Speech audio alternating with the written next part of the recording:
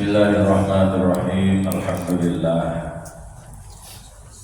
rabbil alamin wa bihi nasta'in ala umuri dunya waddin. Wassalatu wassalamu ala asyrofil anbiya'i wal mursalin sayyidina wa maulana Muhammadin wa ala alihi wa ashabihi ajma'in. Wa subhanaka la ilma lana illa ma 'allamtana innaka antal alimul hakim. Wa 'alaina innaka antat tawwabur rahim. Wala hawla wala quwwata illa billahil aliyyil azim. Amma ba'd. Anak-anak sekalian, kita akan lanjutkan pelajaran kita. Silakan dibuka bukunya.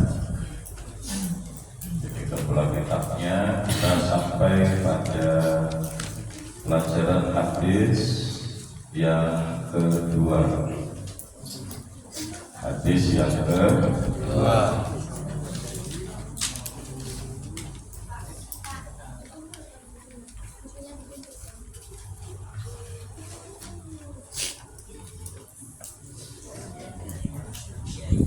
Kitabnya dibuka.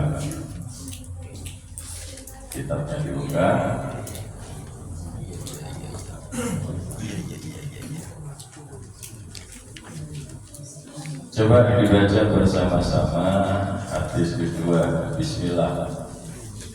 Bismillahirrahmanirrahim. Hadis tentang mempelajari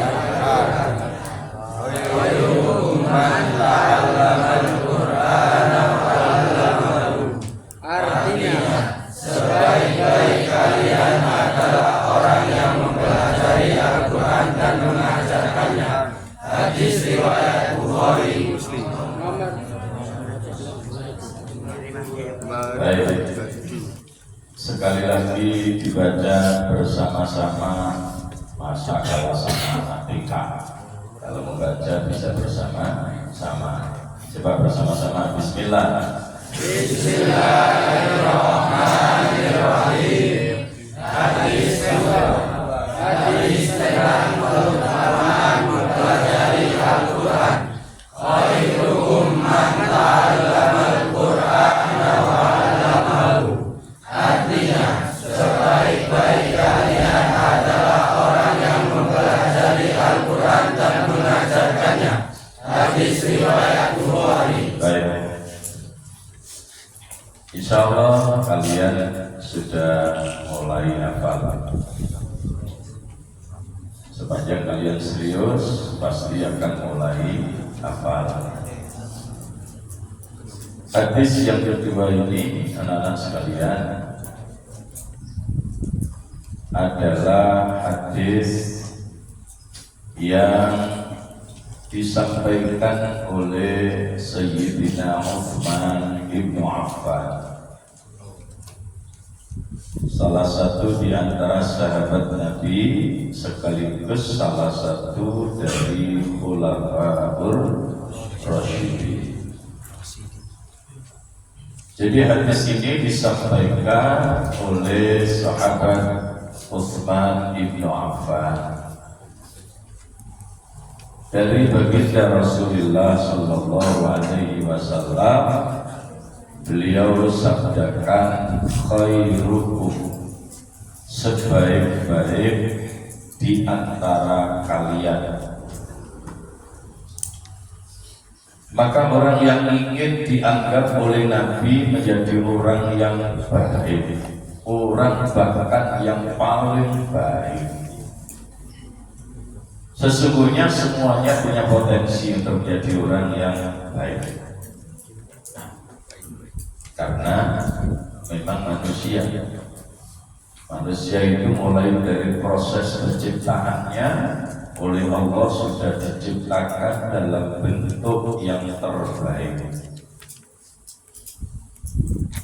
Jadi kalian ini adalah bentuk makhluk yang terbaik. Saelek-elek tertepati. Nek gak handel futur jejer ketek. Ya, sudah paling baik kita itu. Allah Ta'ala menciptakan manusia itu sudah dalam bentuk yang terbaik. Jika kalian hafal di surat At-Tin, laqad khalaqnal insana fi ahsani taqwim. Jadi Allah menciptakan manusia itu dalam bentuk yang sebaik-baiknya. Secara fisik seperti itu. Lalu kemudian derajat manusia seperti apa? Allah juga mengatakan di dalam Al-Quran bahwa derajat manusia itu juga ditempatkan pada derajat yang terbaik. Maka Al-Quran juga menyebut walaqad karramna bani Adam. Sungguh kami muliakan. Siapa yang dimuliakan oleh Allah? Bani Adam, anak cucunya Nabi Adam alias manusia. Bahwa kemudian orangnya tidak mau jadi orang mulia itu urusan sendiri. Salah. Apakah ada orang yang dimuliakan lalu tidak mau jadi orang mulia? Banyak. Makanya setelah Allah Subhanahu wa Ta'ala cerita sempurnanya bentuk manusia, mulianya manusia, Allah juga memberikan penjelasan kepada kita di mana ketika manusia tidak mampu menjaga kebaikannya, maka dia akan jatuh pada derajat yang terendah. Maka Allah juga mengatakan summa radadnahu asfala safilin. Maka hidup itu pilihan. Mau tetap jadi orang mulia, sudah ditunjukkan jalannya. Mau menjadi orang yang hina, terserah Anda. Ya sama dengan sekolah kan. Anda mau berprestasi, sudah disiapkan guru-guru yang punya kompetensi. Tak main-main. Tapi Anda mau sekolah semaunya sendiri, resiko tanggung sendiri. Sekolah tuan di sekolah, tak pos kamling. Ya pos kamling kan perlu karena kemulan sarung kalau sih buka. Ya. Tapi sekali lagi itu pilihan. Maka kalian yang ingin aman, tidak terkena sanksi, sekolahnya lancar, wayai munggah kelas, wayai lulus, sudah lulus, maka sudah ditunjukkan jalannya lewat petunjuk bapak dan ibu guru. Tapi Anda yang kepengen gagal, ya terserah. Penyesalan hanya ada di belakang. Nah, tahu banyak ketika Allah Subhanahu wa Ta'ala menciptakan manusia sudah dipilih dan bentuk yang terbaik itu kayak apa? Ya kayak ini. Udah paling bagus, dimuliakan. Dan itu terbukti apa? Kalau manusia itu dimuliakan ketika Allah telah menciptakan Nabi Adam, malaikat pun disuruh menghormat kepada Nabi Adam. Tapi kemudian dalam perjalanannya ya terserah manusianya. Kalau ingin bertahan dalam kemuliaan, ingin tetap menjadi orang yang mulia, ingin tetap menjadi orang yang baik, diberi petunjuk lewat Al-Quran, diberi tuntunan lewat Rasulullah Sallallahu Alaihi Wasallam. Salah satu yang ditunjukkan oleh Nabi supaya kita menjadi orang yang tetap mulia, menjadi orang yang tetap baik, seperti yang disebut di dalam hadis tadi. Salah satunya di mana Rasulullah Sallallahu Alaihi Wasallam menyatakan dengan gamblang khairukum, sebaik-baik di antara kalian. Siapa itu? Man ta'allamal Qur'an, adalah orang-orang yang mau belajar Al-Qur'an. wa 'allamahu, dan yang mau mengajarkan Al-Qur'an. Tapi coba kamu buktikan berapa banyak orang yang ingin kita menjadi orang mulia di antara kalian dengan jumlah yang sekian ini, yang masih mau belajar Al-Qur'an siapa? Lewat kegiatan ekstra sekolah, laporannya bubarkan, yang daftar cuma 12. Emang yang lainnya sudah bisa? Yang lainnya aho, tapi diberi fasilitas dengan ekstra membaca Al-Qur'an tidak mau. Saya juga katakan tak buka lebar-lebar yang mau belajar mendalami bagaimana cara membaca Al-Qur'an dengan baik. Saya buka di rumah, saya bebaskan, laki perempuan, dewasa, remaja boleh ikut. Yang datang dari kalian baru 1 orang. Yang datang baru 1 orang. Tidak usah disebut dari iri ya. Coba bayangkan betapa jalan mulia yang sudah ditunjukkan oleh Rasulullah ternyata tidak kita sambut dengan baik.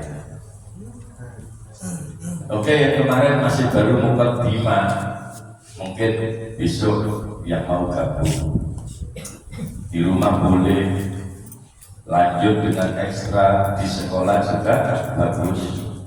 Untuk apa? Untuk menjaga kemuliaan kita sebagai manusia.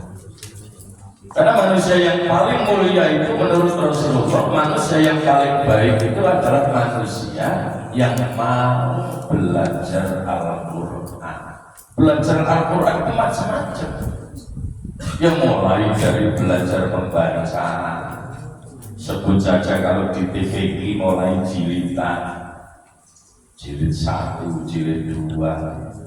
Ada yang sudah lebih baik lagi belajar Al-Qur'an dengan mempelajari tajwidnya. Ada lagi yang meningkat lagi belajar Al-Qur'an dengan mempelajari maknanya. Ya. Terus kenapa? Karena memang selain itu menjadi jalan kemuliaan buat kita. Kalau kita sudah mengaku beriman, mengaku sebagai mukmin, mengaku sebagai muslim, maka kita memang punya kewajiban terhadap Al-Qur'an. Ada kewajiban yang harus kita penuhi terhadap Al-Qur'an. Apa saja, Pak? Pertama, Mas ya, ini ujian kantor Indonesia, Mas.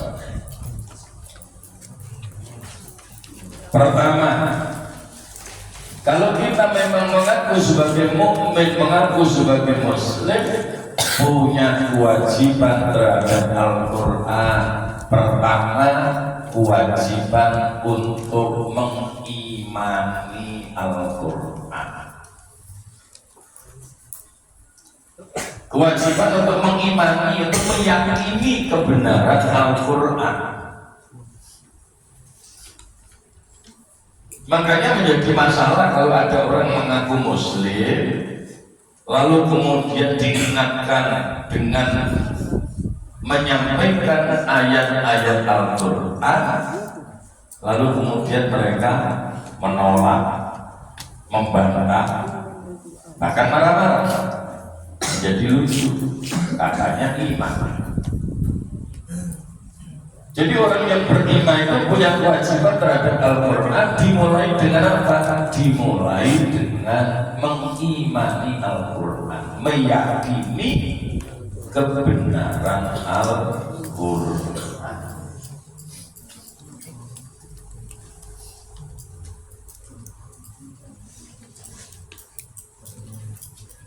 Kenapa kau harus mengimani? Yaitu perintah Allah.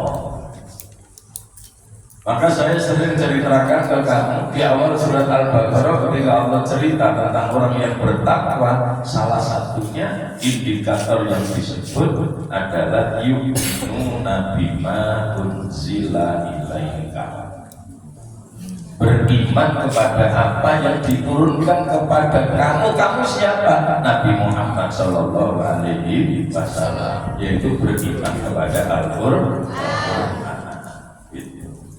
Ya, wes hati-hati.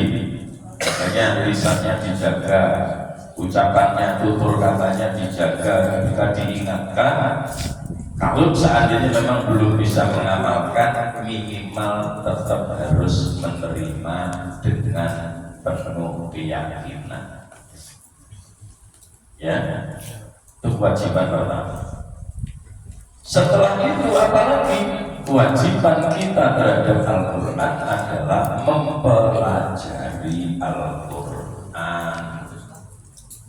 Ya seperti yang saya katakan tadi, mempelajari Al-Quran itu dari mana?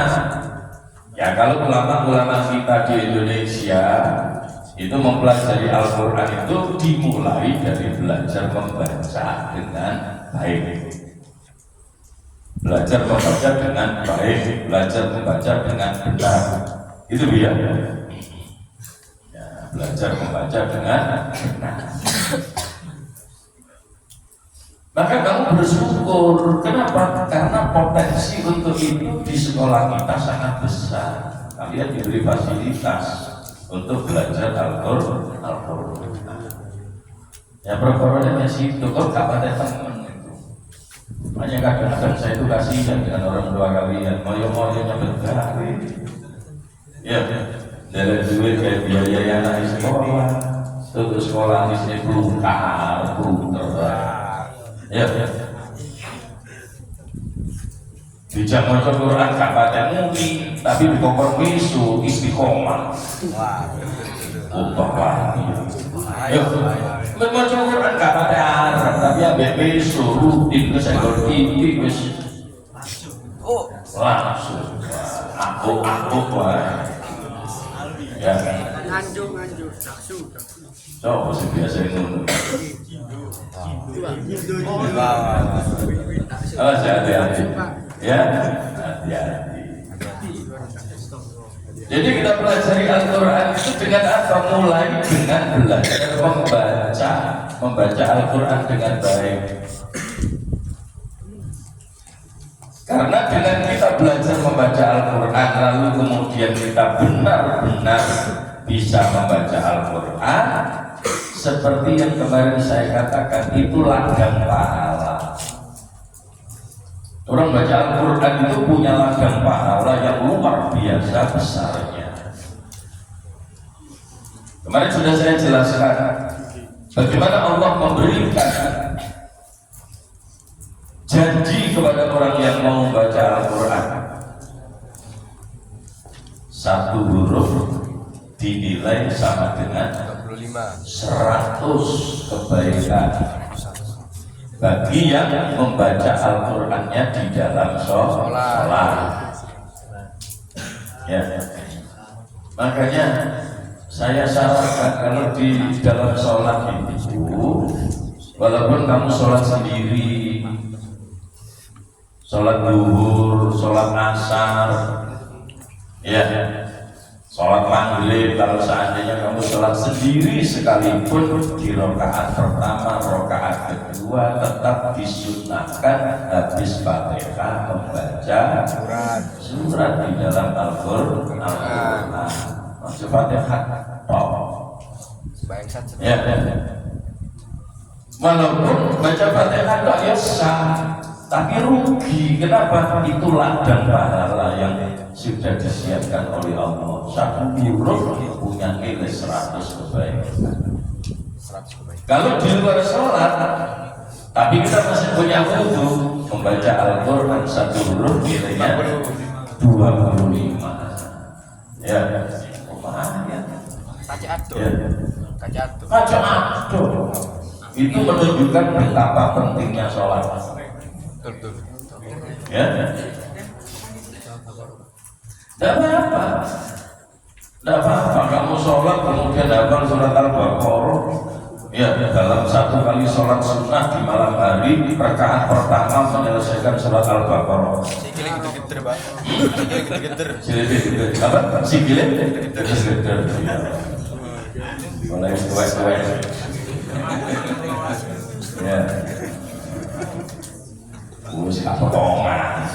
Ya, gak potongan. Gak usah sing aneh-aneh, gak usah sing dhuwur. Ya normal-normal saja. Normal-normal saja.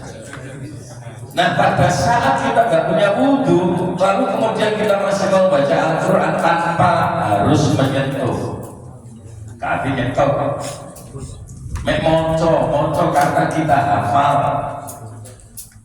moco surat Al-Ikhlas, tapi memang dengan niat membaca Al-Quran, baca Fatihah memang dengan niat membaca Al-Quran. Lupa pakai dengan niat, iya, karena orang baca Fatihah itu kadang-kadang niatnya niat doa, tidak berniat membaca Al-Quran, tapi niat berdoa. Orang baca ayat Al-Quran ada yang niatnya berdoa, padahal itu kalimat-kalimat dalam Al-Quran. Ya, seperti itu. Rabbi firli wali walidayya walil mu'minina yawma yaqumul hisab, itu ayat Al-Quran. Tapi ketika kita bacanya niatnya niat donga, ya oleh ajaran Al-Quran, tapi oleh ajaran itu donga. Makanya ketika kita baca walaupun Al-Ikhlas, Al-Fatihah diniati baca Al-Quran, itu walaupun tidak punya wudhu, asal tidak pegang mushaf, satu huruf masih dapat kebaikan 10. Itu baru bicara tentang pahala, belum lagi besok di akhirat. Makanya orang yang tidak dekat dengan Al-Quran itu rugi besar. Ya, rugi besar. Tapi Al-Quran nggak pakai tahu. Ya. Tapi ambil novel. Ya. Oh, akrab. Ambil Google akrab, tapi ambil Quran nggak pada akrab. Rugi. Karena apa? Karena besok di akhirat kita di antara yang bisa mensyafaati. Apa artinya mensyafaati? Memberi pertolongan, yang bisa menolong. Salah satu yang bisa menolong kita besok di akhirat itu adalah Al-Quran. Makanya Rasulullah SAW menyuruh kita untuk apa? Untuk membaca Al-Quran. Iqra'ul Quran. Bacalah Al-Quran. Tapi kamu gak seberapa serius. Kamu sudah punya rutinitas di sini setiap pagi baca Al-Quran surat Waqiah, itu hitungan huruf PKB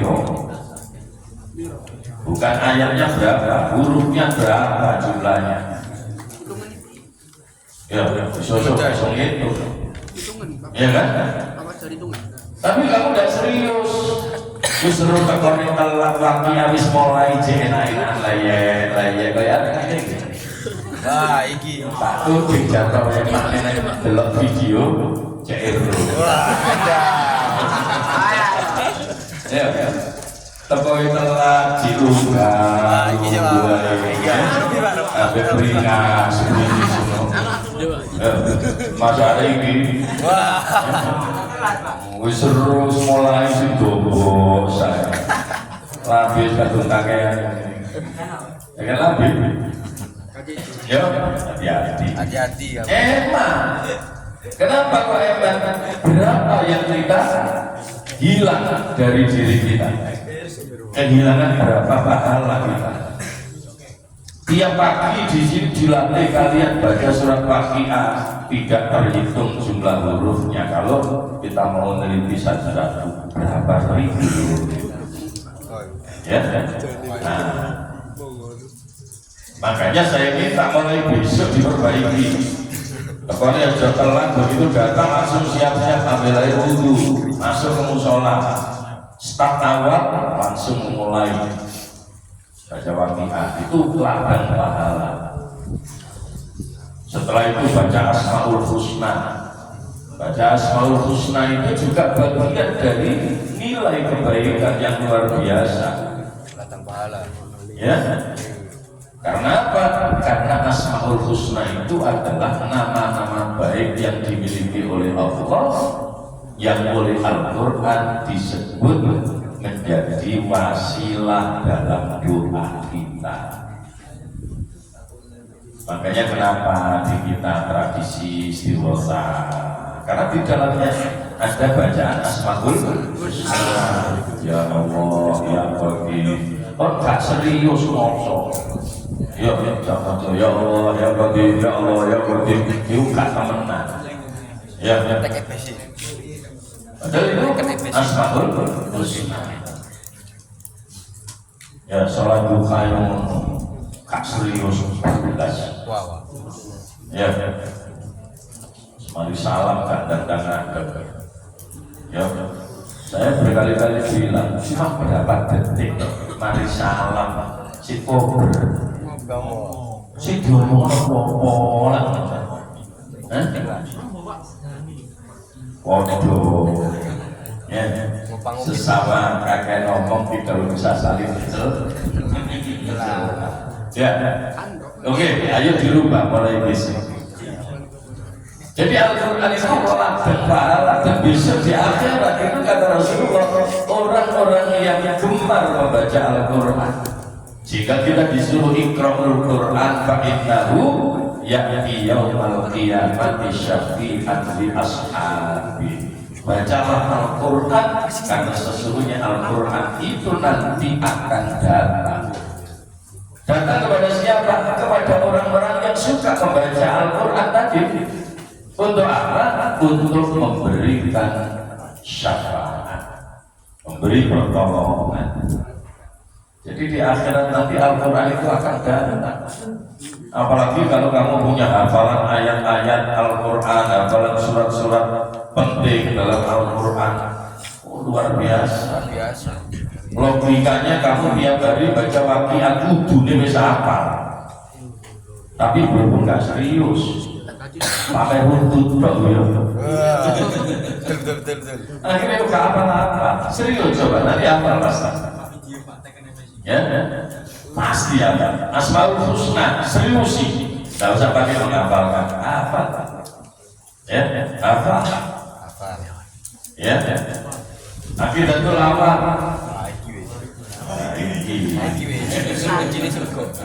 Cenderung mulai bait 1 sampai 4. Tapi tidak apa-apa, nanti kalau dibiasakan akan menjadi ya. Jadi seperti itu. Makanya Rasulullah mengingatkan kepada kita kalau kita ingin menjadi orang yang mulia, maka kemuliaan itu bisa kita raih melalui Al-Quran. Kita ya apa itu kan belajar ya. Jadi seperti itu.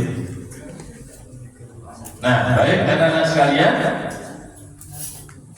coba buku kamu tutup, pastikan kamu hadis kedua ini apa ya. Pastikan hadis yang kedua sudah dapat. Ya, tutup bukunya, tutup kitabnya. Kita baca bersama-sama kembali hadis yang kedua. Iya, bareng-bareng bismillah. Bismillahirrahmanirrahim. Hadis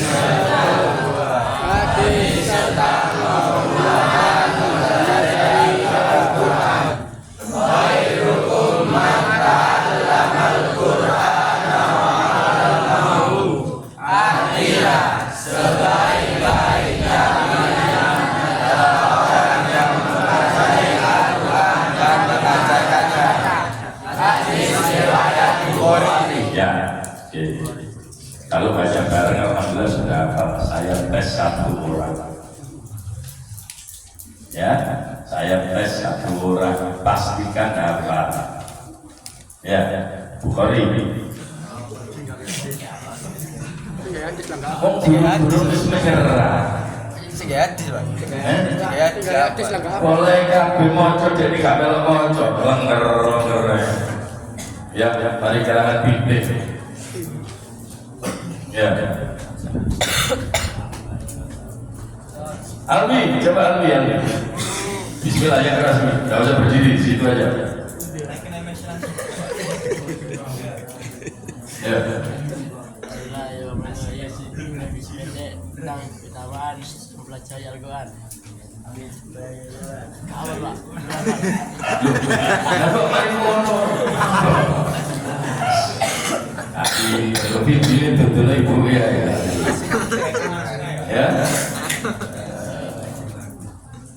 Nah, kali ini Big Boss pasti ada. Akil berdiri. Wah, iki Berdiri. bos terakhir iki. Ya, Big Boss. Karena besar. Ayo. Hadis tentang mempelajari Al-Quran. Khairukum man ta'allama Qur'ana wa 'allamahu. Artinya, sebaik-baik kalian adalah orang yang mempelajari Al-Quran dan mengajarkannya. Hadis riwayat Bukhari. Wah. Ya. Terakhir, Jos. Nah, jadi kedua OSIS itu bisa kasih contoh. Ya. Jadi kedua OSIS harus bisa kasih contoh. Kayak iso keplaken ae. Ya. Saya minum. Yang lain diam. Hadis tentang keutamaan mempelajari Al-Quran. Khairukum man ta'allama lahu. Serius. Khairukum man ta'allamahu. Man ta'allama Qur'ana wa 'allamahu. Artinya sebaik-baiknya kalian yang mempelajari Al-Quran dan mengajarkannya. Ya, ini pelajari lagi. Nanti dia berangkat lagi. Saya yakin bisa. Tidak ada yang tidak bisa. Satu lagi cewek.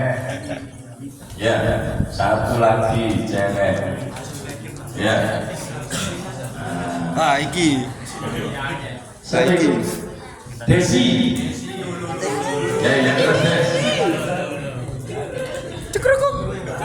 Yang lain diam biar Desi bersuara sendiri. Allah.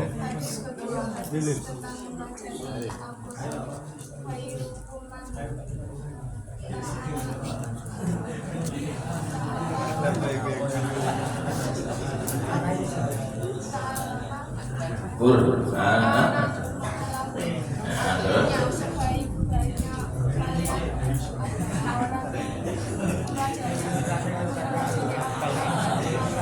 Ya, tidak apa-apa. Kita kan masih uji coba. Nanti semuanya mempelajari, semuanya menghafalkan. Sehingga nanti pada saatnya ujian kalian semuanya tidak ada yang tidak punya nilai hafalan hadis. Ya, baik anak-anak sekalian, hari ini kita berakhir sampai di sini. Mudah bermanfaat untuk kita semuanya. Ya. Amin amin amin.